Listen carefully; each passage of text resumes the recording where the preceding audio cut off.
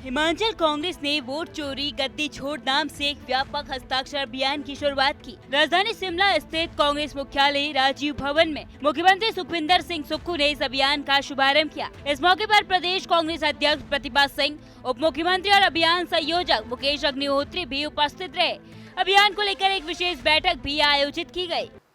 आप जानते हैं कि आज देश में लोकतंत्र खतरे में, कि लोकतंत्र को किस तरह से मैनिपुलेट किया जा रहा है। हमारे प्रतिपक्ष के नेता श्री राहुल गांधी जी ने प्रेस कॉन्फ्रेंस में पूरे तथ्यों और साक्ष्यों के साथ आरोप नहीं लगाए, सिद्ध किया कि किस तरह से देश में जो हमारा चुनाव है, जो हमारा जनमत है, उसे चुराने का प्रयास हो रहा है।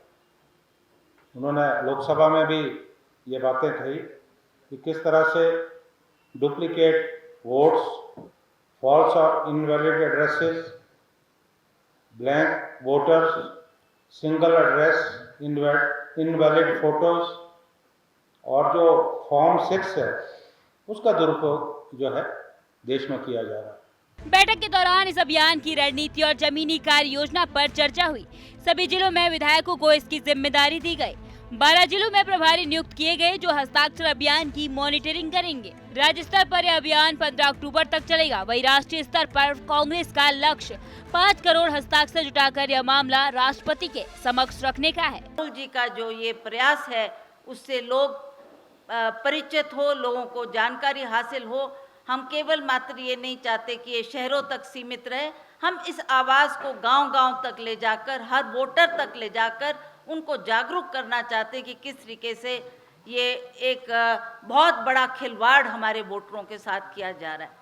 जब राहुल गांधी जी ने ये कॉन्फ्रेंस की, उन्होंने तथ्यों के साथ हर फैक्ट को रखा। अभियान के संयोजक और उप मुख्यमंत्री मुकेश अग्निहोत्री ने बताया कि इस अभियान को व्यवस्थित रूप देने के लिए एक कंट्रोल रूम प्रदेश कांग्रेस कार्यालय में बनाया जाएगा। हस्ताक्षरों में डुप्लीकेसी न हो, इसके लिए डेटा एंट्री की अलग व्यवस्था की गई है। सभी जिलों को साफ निर्देश दिए गए हैं कि अभियान पूरी पारदर्शिता के साथ चलाया जाए। 13 अक्टूबर को प्रियंका गांधी वाड्रा शिमला दौरे पर रहेंगी और उसी दौरान उन्हें यह हस्ताक्षर सौंपे जाएंगे। हमारी श्रीमती रजनी पाटिल जी के अगुवाई में एक वर्चुअल कॉन्फ्रेंस हुई है और उसमें ये फैसला हुआ है कि 1 लाख सिग्नेचर हिमाचल प्रदेश 15 तारीख तक करके हाईकमान को सौंपेगा और उसके लिए 12 के 12 जिलों में प्रभारी लगा दिए गए हैं। आज वो सब लोग मीटिंग में उपस्थित थे, कुछ वर्चुअल उपस्थित थे, कुछ फिजिकली मीटिंग में थे और ये फैसला हुआ है कि हमारे पार्टी हेडक्वार्टर पे एक कंट्रोल रूम स्थापित होगा। अभियान की औपचारिक शुरुआत करते हुए मुख्यमंत्री सुखविंदर सिंह सुक्खू ने कहा कि भारत के लोकतंत्र में वोट चोरी एक नया खतरा बनकर उभरा है।